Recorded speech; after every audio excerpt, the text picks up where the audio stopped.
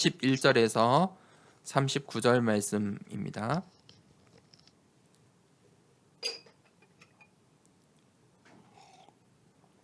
로마서 8장 31절에서 39절 말씀을 함께 교독을 하겠습니다. 제가 먼저 31절을 읽겠습니다. 그런즉 이 일에 대하여 우리가 무슨 말하리요? 만일 하나님이 우리를 위하시면 누가 우리를 대적하리요?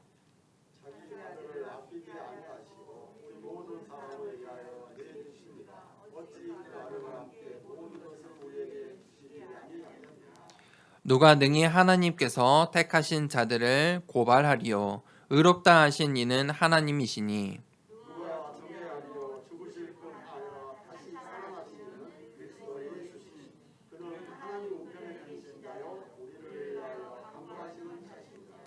누가 우리를 그리스도의 사랑에서 끊으리요? 환난이나 공고나 박해나 기근이나 적신이나 위험이나 칼이랴.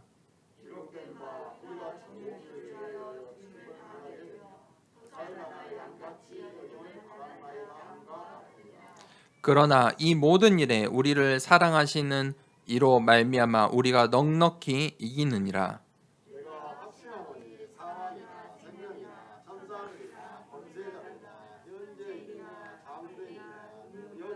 같이 39절 읽겠습니다. 높음이나 깊음이나 다른 어떤 피조물이라도 우리를 우리 주 그리스도 예수 안에 있는 하나님의 사랑에서 끊을 수 없으리라. 아멘.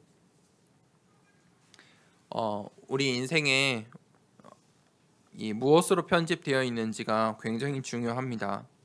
대부분 우리가 어려서부터 편집되어 있는 것들이 성인이 되면 그대로 우리의 말과 행동으로 드러납니다. 그래서 이 3살 버릇 80까지 간다, 그 말이 있지 않습니까? 속담이 있지 않습니까? 무슨 말입니까? 3살 때 편집된 것들이 잘 바뀌지 않는다는 것입니다. 우리가 무엇으로 편집되어야 합니까?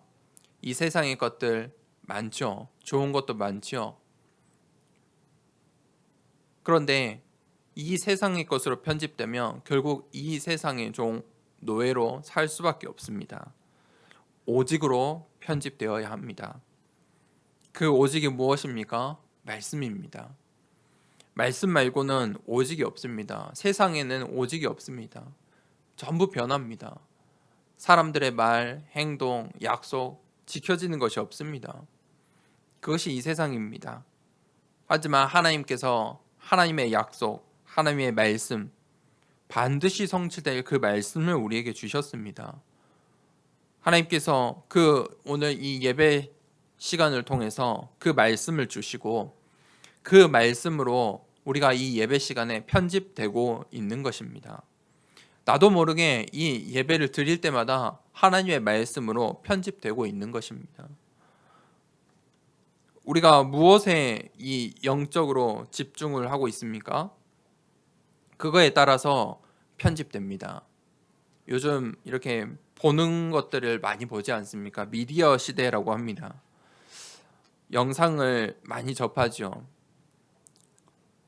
이 유튜브 같은 거 많이 보죠. 유튜브를 보면 이 유튜브의 이 알고리즘, 이 유튜브에 있는 이제 인터넷의 로봇이라고 하는데, 그 IT 이 기술자들이 짜놓은 그 로봇들이 우리가 무엇을 보는지를, 무엇을 좋아하는지를 파악을 해서 자꾸 이게 그 좋아하는 것들을 더 이렇게 띄워줘요. 그게 모든 게 다 적용돼 있어요. 네이버나 뭐 구글이나 유튜브나 다 똑같거든요. 그리고 자기들이 표출하고 싶은 것들을 이제 상단으로 띄우죠. 같은 유튜브인데 보면은 전부 뜨는 게 달라요. 무엇을 많이 보느냐 자꾸 띄워요. 그것을 편집시키는 것이거든요. 그러면 그것이 완전히, 그것을 가까이 하면 할수록 결국은 그게 편집이 돼요. 결국은 그게 무엇이죠? 내 것이잖아요. 내가 보고 싶은 거. 나로 편집되는 거예요. 조금 이 시대가 달라져서 다른 방법으로 편집되고 있는 거예요. 창세기 3장, 6장, 11장이 2020년도 판이라고 보시면 돼요. 10년 후, 20년 후 똑같아요.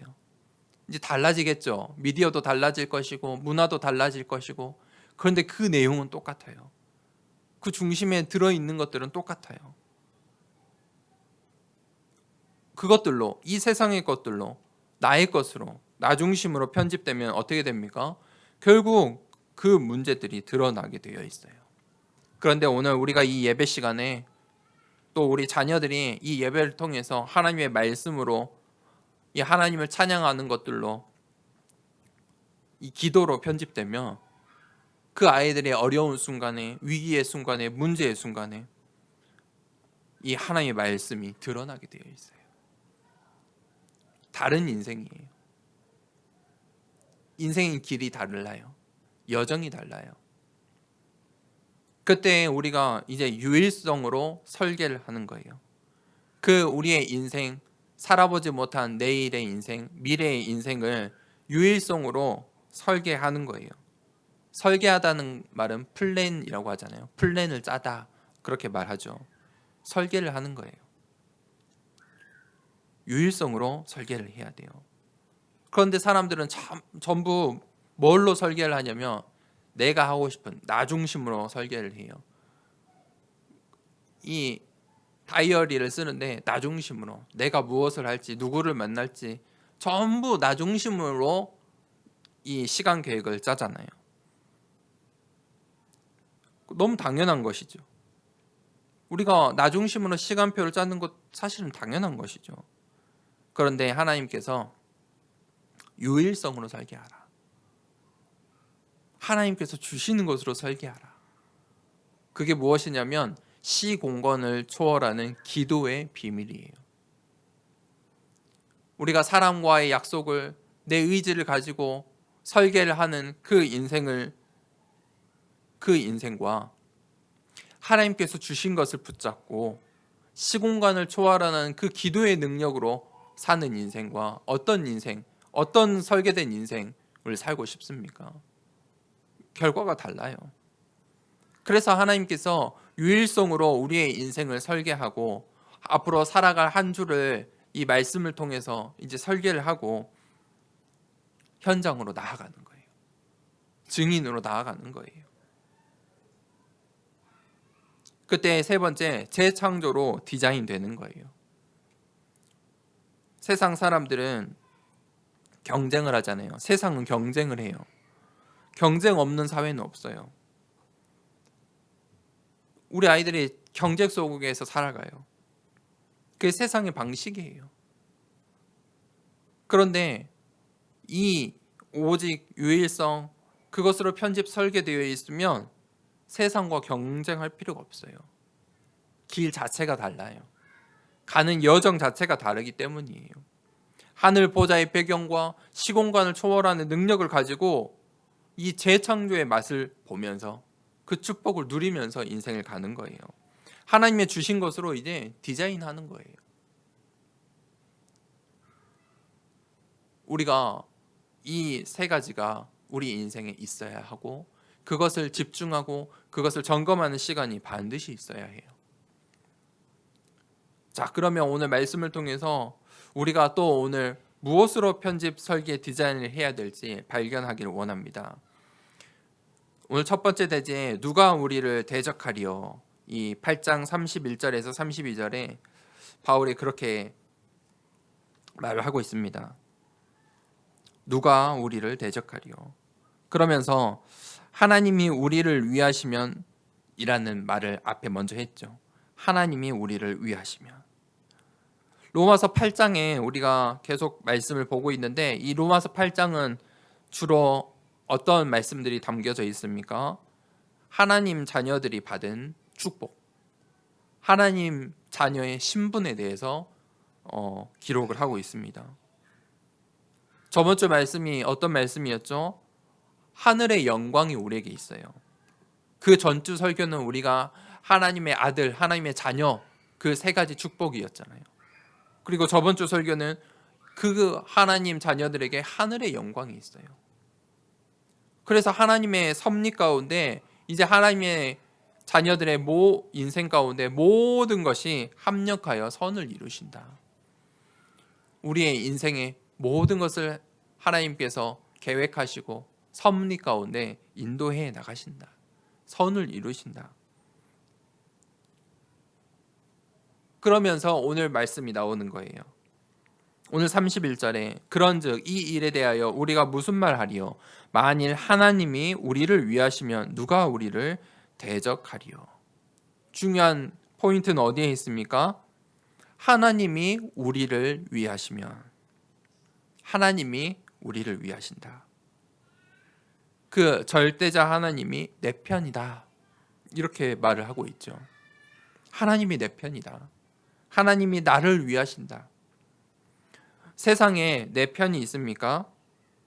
없어요. 왜 그렇습니까? 창세기 3장, 6장, 11장 아래에 모든 이 세상의 이 틀이 갖춰졌어요. 거기에 핵심이 뭐죠? 나예요. 나 중심이에요. 나의 것이에요. 그러니 내 편이라는 게 있을 수가 없어요. 전부 내가 중요해요. 그런데 누가 누구를 위해서 편을 들 수 있겠습니까? 나를 위해서 저 사람의 편을 드는 것이고 우리의 것을 위해서 잠시 저 사람 편을 드는 것이고 그것이 필요 없어지고 무언가 맞지 않는다 싶으면 가차없이 끊어버리는 거예요. 그게 세상 사람들이에요. 그게 창세기 3장, 6장, 11장이에요.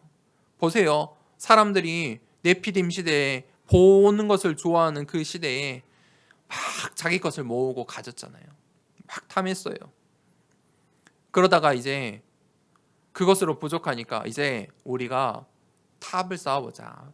하나님께 가까이 갈 수 있는 바벨탑을 쌓아보자. 저 제사장들만 기도하고 제사장들만 하나님께 통한다고 하는데 이제 우리가 직접 한번 만들어 보자. 바벨탑을 쌓은 거예요. 그런데 하나님께서 언어를 흩으셨잖아요. 237의 언어를 흩으셨어요. 그러니까 사람들이 어떻게 돼요? 당장 포기하고 다 돌아서 버렸어요. 자기 가정으로, 자기의 지역으로 다 흩어졌어요. 그 큰 대의를 위해서 바벨탑을 쌓았는데 언어 하나 다르다고, 말 하나 다르다고 흩어지는 거예요. 그게 이 세상이에요. 그런데 하나님께서 그 창조주 하나님께서 나를 위하신다. 창조주 하나님께서 내 편이 되어 주신대요. 그런데 누가 우리를 대적할 수 있겠습니까? 하나님께서 우리 편이 되어 주셨어요. 내 편이 되어 주신대요.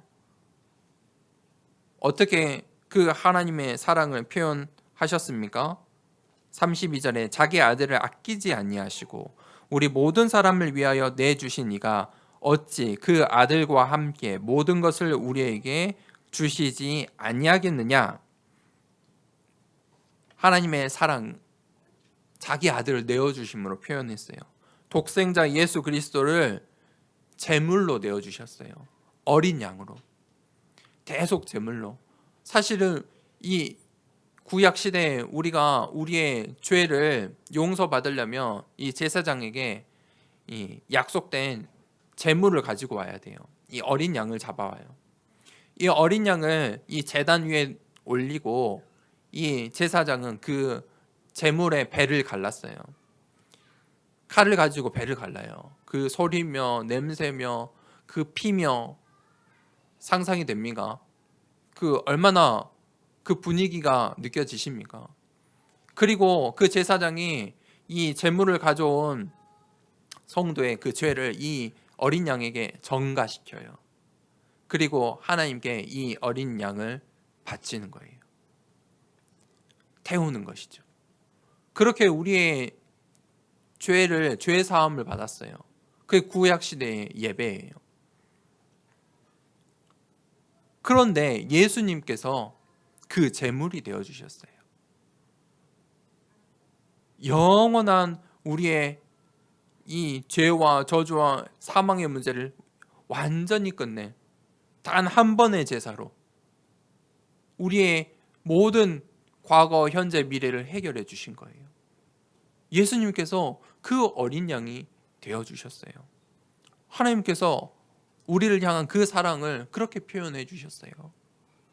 이 더사랑교회 이름에 대해서 사람들이 가끔 물어보는데 맞아요. 더사랑교회. 영어로 정관사 더예요.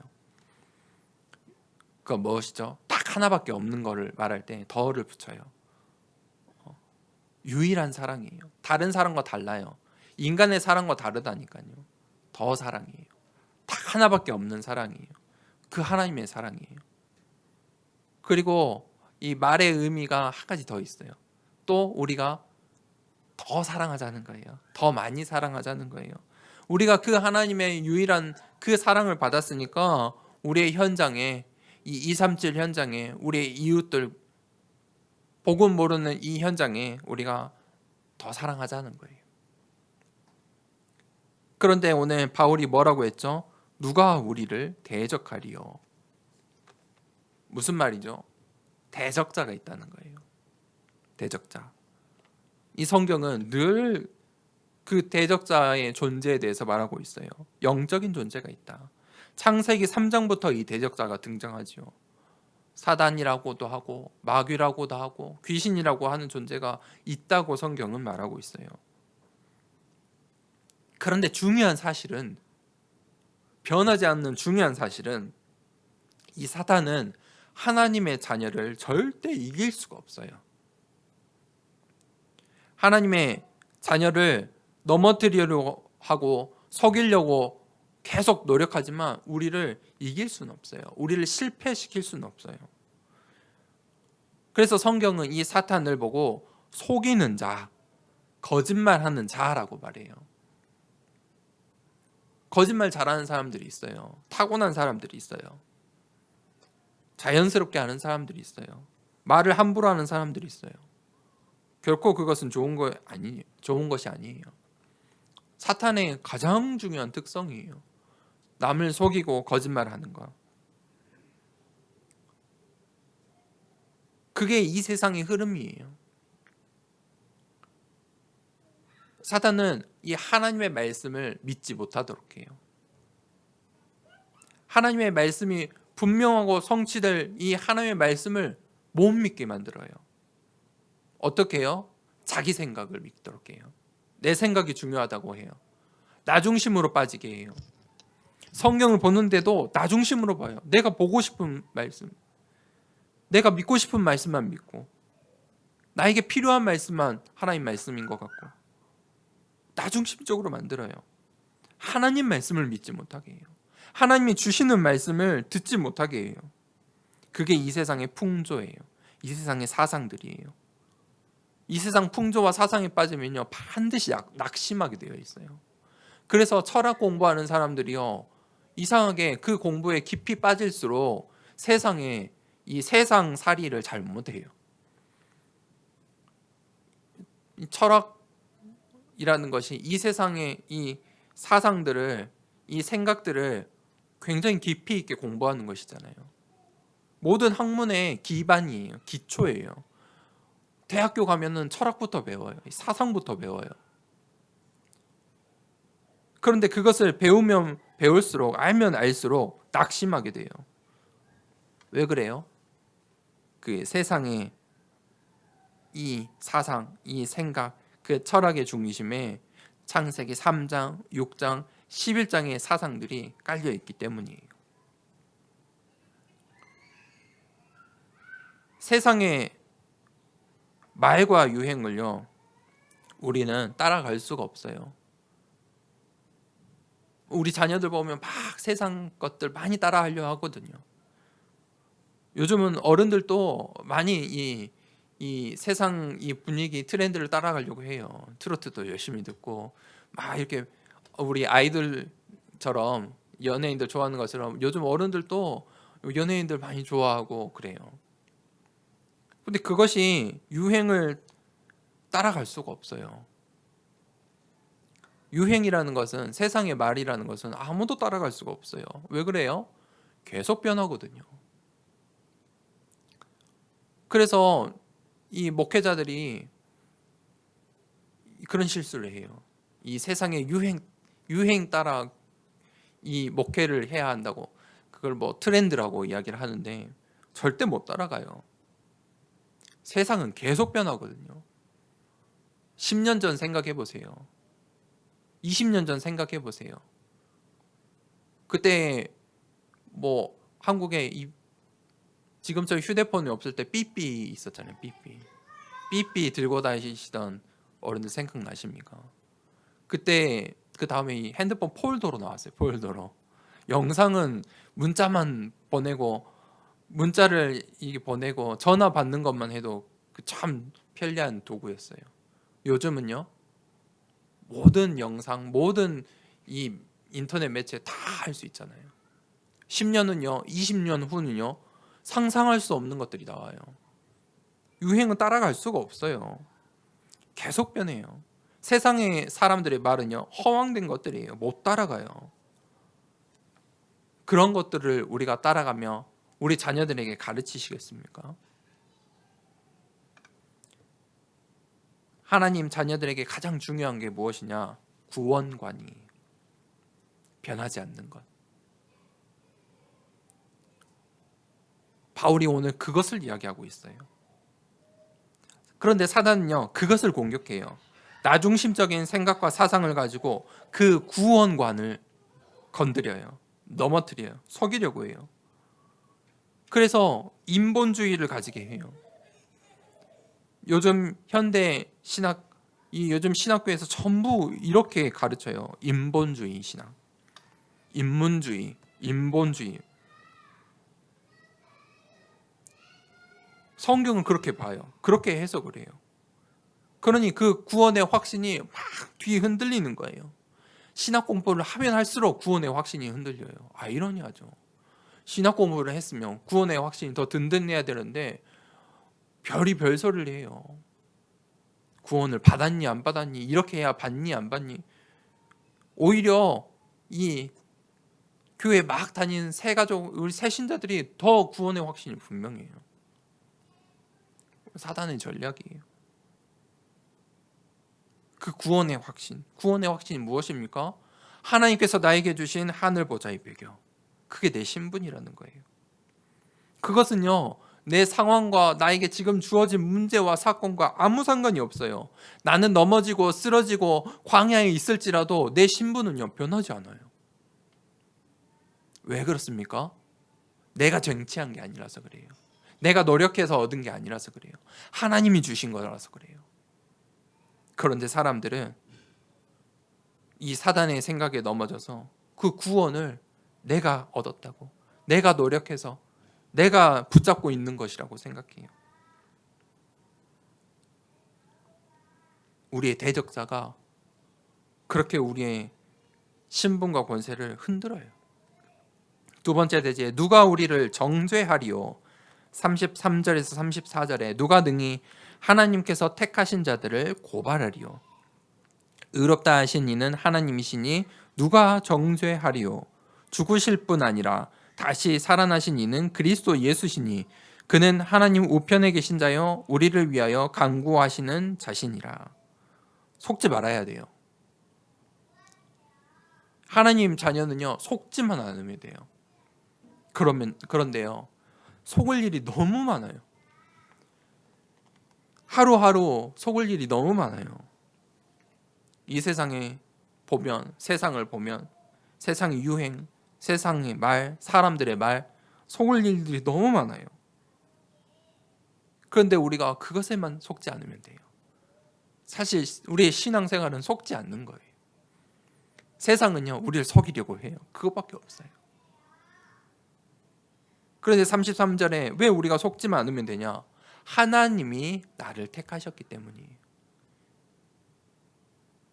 절대자 창조주 하나님께서 나를 택하셨기 때문에 속지만 않으면 돼요.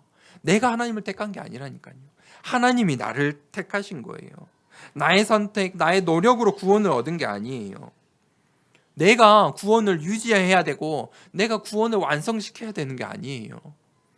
이미 하나님께서 나를 선택하시고 그 하나님의 섭리 가운데 내가 구원을 받았어요. 그 구원, 하나님께서 구원받은 자를 어떻게 인도하신다고요? 성령으로 인도하신대요. 성령께서 우리를 위해서 간구하셔서 우리를 인도하신대요. 그게 구원이에요. 그게 하나님의 부르심이에요.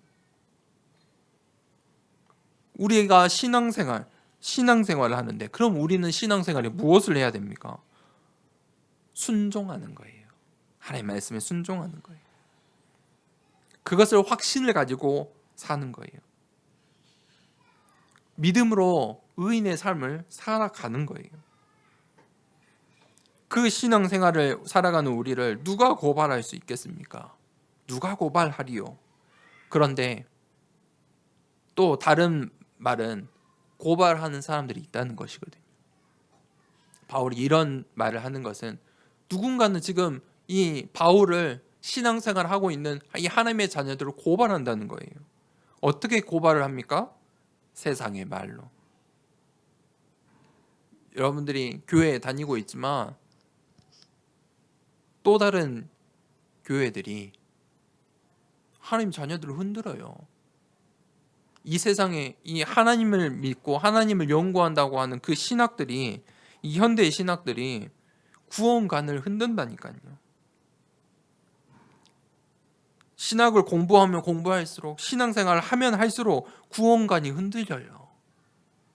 막 낙심돼요. 신앙생활을 하면 할수록 막 낙심돼요. 30년 신앙생활을 했다는 사람들이 더 낙심을 받아요. 왜 그렇습니까? 우리를 의롭다 하신 이는 누구이십니까? 하나님이세요. 내가 아니에요. 사람들이 거기서 착각하는 거예요. 내가 내 수준에 내가 생각하는 그 의로운 삶을 살아야, 신앙생활을 해야 내가 하나님의 자녀, 신앙생활 잘하고 있다고 생각하는 거예요. 아니에요. 하나님이 나를 선택하셨어요. 하나님이 나를 선택하시고 너는 의로운 자야 라고 말씀하신 거예요. 선포하신 거예요. 하나님께서 구원을 베푸신 거예요. 그 하나님의 선언으로 내가 하나님의 자녀가 된 거예요. 누가 우리를 정죄하리요? 그런데 반드시 우리가 신앙생활을 하는데 이 정죄하는 사람들이 있어요. 누가 정죄하리요? 정죄자들이 있어요. 정죄하는 자들이 있어요. 우리가 신앙생활을 할 때 절대 실수하지 말아야 될 게 있어요. 다른 사람의 이 구원을 판단해서는 안 돼요. 너는 구원 받았니? 안 받았니? 그런 말을 절대 해서는 안 돼요. 왜 그렇습니까? 올바른 구원관을 가지고 있다면 이제 아셔야 돼요. 구원은요, 하나님의 영역이에요. 절대자의 영역이에요. 우리가 구원을 받았니 안 받았니 할 수가 없는 거예요. 굉장히 하나님 편에서는 어리석은 행동이고 하나님을 모욕하는 이 말이에요. 판단이에요. 구원은 판단할 수가 없어요. 또 누군가 우리의 그 구원관을 흔들 때 우리가 거기서 속지 말아야 돼요. 앞으로 10년 후, 20년 후 우리 아이들이 살아갈 그 시대에 별의별 신학들이 다 나올 거예요. 이상한 교회들이 막 나올 거예요. 똑같은 교회인 것 같은데 구원관을 흔든다니까요. 다른 걸 이야기해요. 열심을 이야기하고 봉사를 이야기하고 뭔가 막 실적 교회에서 막 무언가를 요구한다니까요. 예배 잘 드려야 된다 하고 사실 그것도 아니에요. 예배에 빠지고 나오는 것도 아니에요. 상관없는 거예요. 구원과는 상관이 없어요. 그렇게 속여요. 우리 구원관을 흔들어요. 구원은요, 나를 위해서 죽고 다시 사신 그 예수 그리스도에 순종하는 거예요. 그거 말고는 없어요. 구원의 길은요, 열심과 노력과 어떤 고행으로 하는 게 아니에요. 그게 이제 천주교의 교리거든요. 천주교에서 구원을 받으려면 열심히 해야 되고 노력해야 되고 고행을 해야 돼요. 한국교회에 그런데 이런 천주교의 신학들이 많이 들어와 있어요. 막 경계선이 무너져 있어요. 아니에요. 구원의 길은 오직이에요. 단 한 길이에요. 다른 이름으로서는 구원을 얻을 수 없나니 오직 한 길이에요. 그 이름은 예수 그리스도뿐이에요. 하나님의 자녀들에게, 그렇게 구원받은 하나님 자녀들에게 주신 축복이 하늘 보좌의 배경이에요. 하나님께서 우리를 구원하시고 하늘 보좌의 배경으로 나와 함께 하시는 거예요. 그래서 하늘 보좌의 배경이 나의 것이라는 거예요.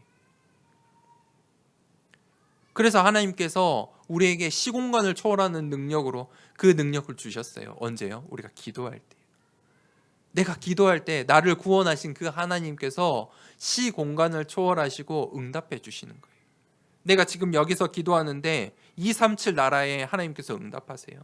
우리가 여기 앉아서 저 237 나라를 위해서, 중국의 우리 성도들을 위해서, 신학교를 위해서, 저 다른 나라 237 나라들을 위해서 기도하는데 하나님께서 그 나라에 구원의 역사를, 구원의 은혜를 베푸셔요.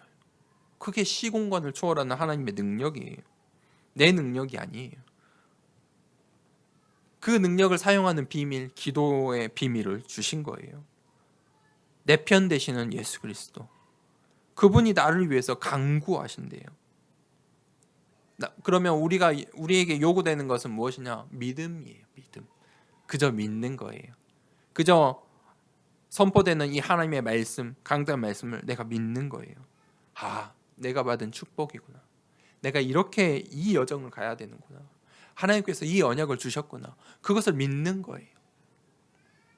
그런데 사단은, 정죄자들은 어떻게 우리를 넘어뜨리려 하냐? 죄책감을 줘요. 실수할 수 있어요. 하나님의 자녀도 넘어질 수 있어요. 실수할 수 있어요. 그런데 진짜 하나님 자녀라면 거기서 일어날 수 있어요.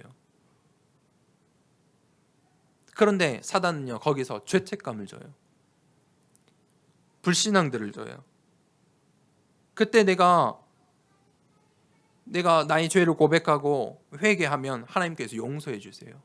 그런데 이 정죄자들은요, 잘못된 교회와 신학들은요, 어떻게 하냐면 계속 죄책감을 부여해요. 계속 그걸 가지고 평생 반복해서 회개하도록 만들어요. 회개하라. 계속 회개하래요. 사실 그 심리가 무엇이죠? 죄책감 때문에 그러는 거예요. 사단은 그것을 노려요. 그 하나님 자녀된 신분과 권세를 못 누리게 하는 거예요.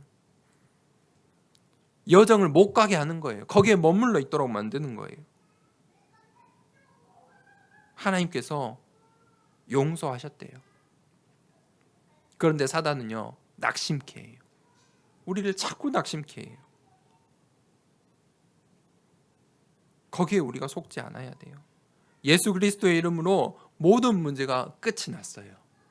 거기에 그 정답, 그 답을 붙잡고, 거기 그 예수 그리스도 이름을 내가 오직으로 답을 내리면 끝이 나는 거예요. 다시 그 실수와 그 죄 가운데로 가지 않는 거예요. 세 번째 대제, 우리가 넉넉히 이기느니라. 그래서 바울이 이렇게 고백해요.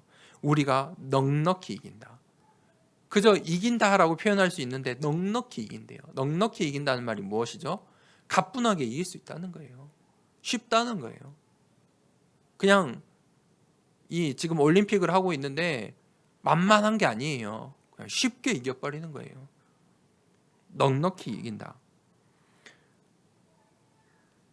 그 비밀은 두 가지예요. 첫 번째는 그리스도의 사랑에서 끊을 수 없기 때문이에요. 35절에 누가 우리를 그리스도의 사랑에서 끊으리요? 환난이나 공고나 박해나 기근이나 적신이나 위험이나 칼이라. 우리 인생에 이런 것들이 찾아와요. 환난도 올 수 있고, 공고도 올 수 있고, 박해도, 기적도, 수많은 이 세상의 위험이나 칼들이 찾아올 수도 있어요. 세상에 그 어떤 이 공격들이 찾아와도 그리스도의 사랑에서 끊을 수가 없어요. 237 나라에 정말 이 위험과 칼 앞에서 신앙생활하는 이들도 있어요. 저 북한 땅에도 실제로 지금 지하에서 신앙생활 하는 이들이 있어요. 더 가까운 중국뿐만 아니라 이 공산국가에서는 수많은 어려움과 어떤 각오를 하지 않으면 신앙생활을 할 수가 없어요. 그런데 그 어떤 세상의 공격도 넘어뜨릴 수 없는 게 있는데 그리스도의 사랑을 끊을 수 없다. 무슨 말이에요? 하나님의 자녀된 그 신분만은 빼앗아갈 수 없다는 거예요. 우리의 목숨은, 우리의 재산은, 우리의 마음과 생각, 우리의 모든 것을 다 어떻게 흔들고 넘어뜨릴 수 있을 수 있으나 우리의 신분만은 빼앗아갈 수 없다는 거예요. 37절에 이 모든 일에 우리를 사랑하시는 이로 말미암아 우리가 넉넉히 이기느니라. 하나님의 사랑은요 변하지 않아요. 그렇기 때문에 우리가 이길 수 있는 거예요. 이 세상 현장은요 nothing이에요. 아무것도 없어요.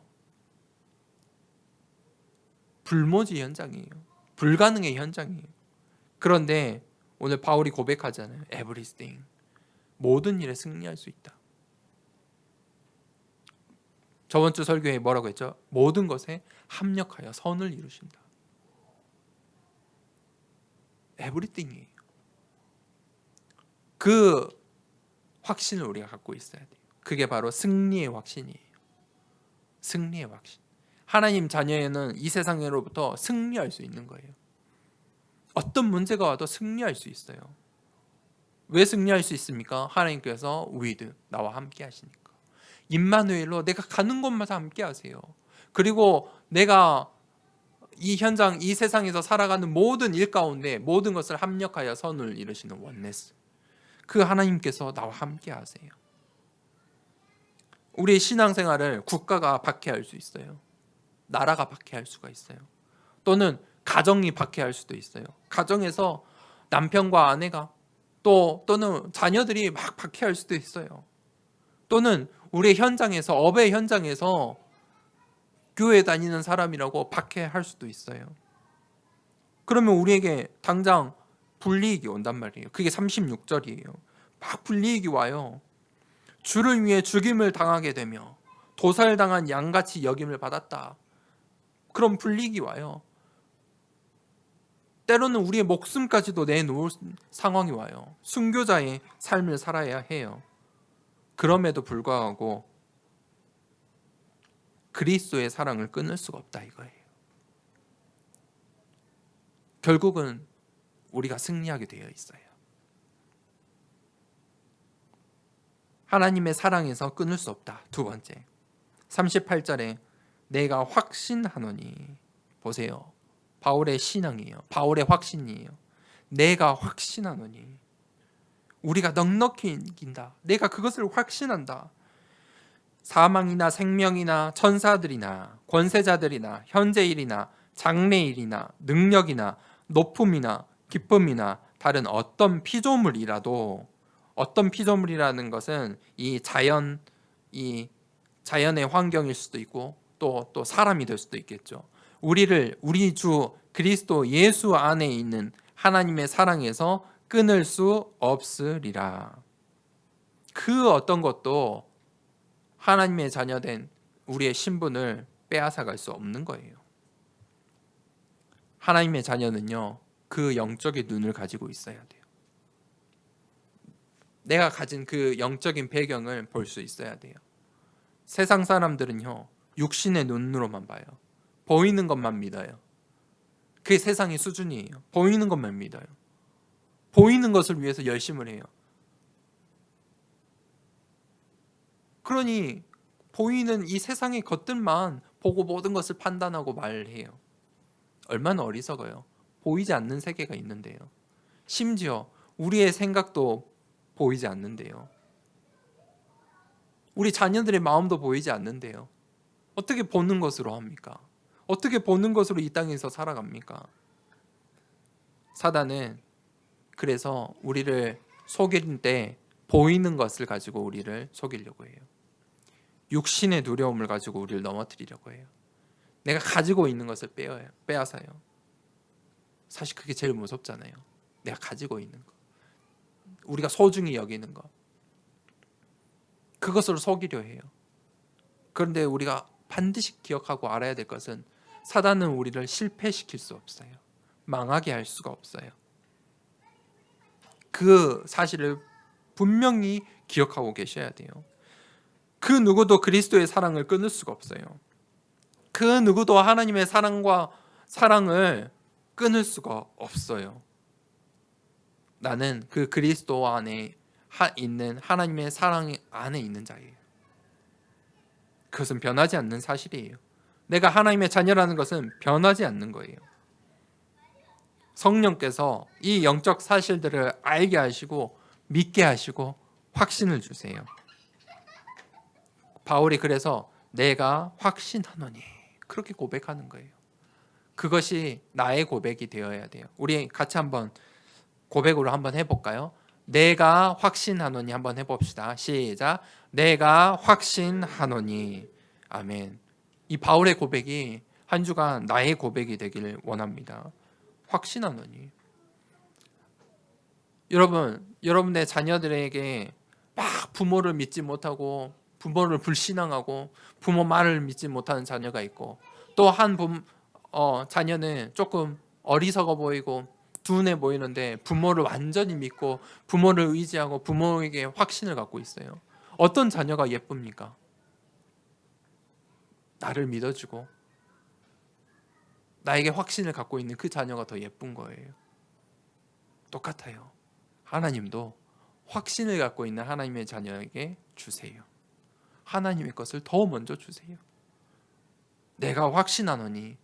이번 주에 이 고백을 할 때 하나님께서 우리에게 그 하늘의 것을, 하나님의 것을 주실 것입니다. 그런데 또 한 가지 기억할 것은 바울이 그것을 미리 이야기한 거예요. 우리를 속이려고 하는 대적자가 있고 우리를 정죄하는 자들이 있다. 그것에 속지 마라. 세상의 말들에 속지 마라. 우리가 그 말조차도, 이 세상의 유행조차도 넉넉히 이기느니라. 그 신분, 승리의 신분을 우리가 가지고 있는 거예요. 어떻게 이긴다고요? 넉넉히 이긴다. 그 신분을 내가 가지고 있는 거예요. 우리 더사랑교회에 있는 모든 성도님들이, 또 온라인으로 또 예배드리는 우리 모든 성도님들이 신앙생활을 하면 할수록 낙심에 빠지고 불신앙에 빠지면 안 돼요. 이 말씀을 들으면 들을수록, 내가 예배드리면 드릴수록 확신이 생기고 힘이 나고 이 세상을 넉넉히 이길 수 있어야 돼요. 한 주간 동안에 정말 이 세상을 넉넉히 이기는 축복이 있길 기도합니다. 결론을 내리겠습니다. 그리고 하나님께서 우리에게 주신 현장이 있어요. 그게 237의 현장이에요. 바울이 이렇게 고백을 하는 이유가 있어요. 우리가 가진 신분, 내가 확신하는 것이 있지만 우리의 현장은 육신의 현장이거든요. 그 육신의 이 세상의 현장에 하나님이 원하시는 게 있어요. 그게 바로 237 나라를 살리라는 거예요. 237 나라에 제자를 세우라는 거예요. 땅끝까지 가야 한다는 거예요. 모든 만민 가운데 이 복음을 전달해야 한다는 거예요. 그것은 하나님의 목표, 하나님의 절대 목표예요. 그 일을 위해서 내가 먼저 부르심을 받은 거예요. 그 일을 위해서 먼저 내가 오늘 이 예배를, 이 복음을 듣고 있는 거예요. 하나님께서 우리에게 주신 현장이 저 237의 현장이에요. 그것을 이 237의 현장은 우리가 정복해야 할 현장이에요. 그러면 우리가 어떻게 저 237개 나라를 살릴 수 있습니까? 간단해요. 증인이 되면 돼요. 어떤 증인이 돼야 됩니까? 예수 그리스도의 증인이 되면 돼요. 복음의 증인이 되면 돼요. 왜 그렇습니까? 237개 나라의 말만 다를 뿐이지 문제도 똑같고 해결해야 될 그 답, 예수 그리스도, 그 답은 똑같다는 거예요. 그래서 이 교회 안에 237 나라가 담아지는 거예요. 이 세상에 237 나라를 담을 수 있는 게 없어요. 정부 기관들이 아무리 노력을 하고 예산을 써도 237 나라를 담을 수가 없어요. 세상의 말들, 유행들, 정치 따라갈 수가 없어요. 저 학교 현장에서 이제 237 이 다문화 이 시대가 다가오는데 노력을 하는데 될 수가 없어요. 막 경쟁과 그 문화의 차이들 그걸 이겨낼 수가 없어요. 237을 담을 수 있는 유일한 현장 그게 바로 교회예요. 그래서 이 세상의 237 나라의 이들을 전부 하나님께서 이 교회로 불러 모으시는 거예요. 두 번째, 치유의 현장. 우리의 현장은 병들어 있다는 거예요. 그 병든 현장을 우리가 진단할 수 있어야 돼요. 우리의 만남을 진단할 수 있어야 돼요. 그때 내가 증인으로서 이 복음을 전달하면 되는 거예요. 세 번째, 서밋의 현장. 하나님께서 그 현장 가운데 나를 사용하시겠대요. 내가 복음을 전할 수 있는 증인으로 하나님께서 나에게 복을 주시겠대요. 그 서밋의 자리에 서셔야 돼요. 제가 기도했어요. 내가 목회자로서 서밋의 현장에 서야 되겠구나. 제가 굉장히 두려워했거든요. 이 목회에 대해서, 담임 목회에 대해서 굉장히 두려움이 많았어요. 철없이 부딪힌 건 아니에요. 또 약간 겁을 가지고 부딪힌 현장이에요.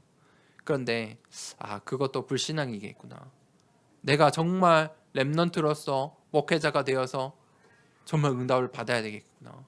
렘넌트로서 훈련을 받고 목회자로 섰는데 내가 서밋의 응답을 받아야겠구나. 그래야 우리 후대들이 우리 렘넌트들이 따라오겠구나. 우리 성도님들, 우리 중직자들의 현장에 서밋으로 서세요. 기도하세요. 그때 하나님께서 237 나라를 살릴 축복을 주세요. 힘을 주세요. 제가 기도했어요. 하나님, 우리 더사랑교회 어떤 현장을 두고 기도해야겠습니까? 보니까 이 광주에 이 전문인들이 이제 늘어나는데 이 전문인 사역하는 교회들이 없는 것 같아요. 그래서 그걸 조금 마음에 담았어요. 앞으로 전문인들이 많이 늘어날 것인데 국가 정책들이 이제 바탕이 돼서 예전에는 이 인재들이 전부 서울 주변에 있었는데 이제는 흩어졌어요. 저 나주만 가도요, 이 수많은 공기업들이 있어요. 다 지식인들이에요. 비교할 수 없어요. 이 광주에 그냥 이 기업에 있는 이들하고 좀 비교할 수 없는 인재들이에요. 그 문제는 똑같고 답은 같잖아요. 그런데 그들이 갖고 있는 것들 내가 도와줘야 되겠다. 그 전문인들에게 답을 줘야 되겠다. 교회들이 잘 못 다가가고 있는 현장인 것 같다. 전문인들 살려야 되겠다. 또 우리 렘넌트들 그 전문인 현장으로 보내야 되겠다. 그런 미션들을 좀 붙잡았습니다. 한 주간 동안에 우리가 이 믿음의 고백을 하길 원합니다. 내가 확신하노니 우리가 넉넉히 이길 수 있다. 우리의 신앙, 우리가 해야 할 것은 그 믿음의 고백입니다. 우리가 넉넉히 이기는 한 주간 중요한 신앙생활의 축복 회복하길 원합니다. 이 시간에 같이 기도하겠습니다. 우리가 오늘 이 말씀으로 편집되어야 합니다. 속지 않아야 합니다. 그런데 우리를 속이려 하는 대적자, 정죄하는 자들이 분명히 있음을 기억하시길 바랍니다. 괜찮습니다. 거기에 속지 말고 설계하시길 바랍니다. 어떤 설계를 해야 합니까? 내가 내 현장 살릴, 나에게 주어진 만남 그 가운데 하나님 정말 서밋으로 그 현장에 서길 원합니다. 디자인하시길 바랍니다. 그때 하나님께서 나를 통해서 237 나라 병든 현장을, 저 서밋의 현장을 살리실 것입니다. 우리가 그 말씀을 붙잡고 이 시간에 한 주간 동안에 하나님 넉넉히 이기는 신앙생활 할 수 있도록 힘을 달라고 이 시간에 한 믿음의 고백을 하기를 원합니다. 함께 기도하겠습니다. 하나님 아버지,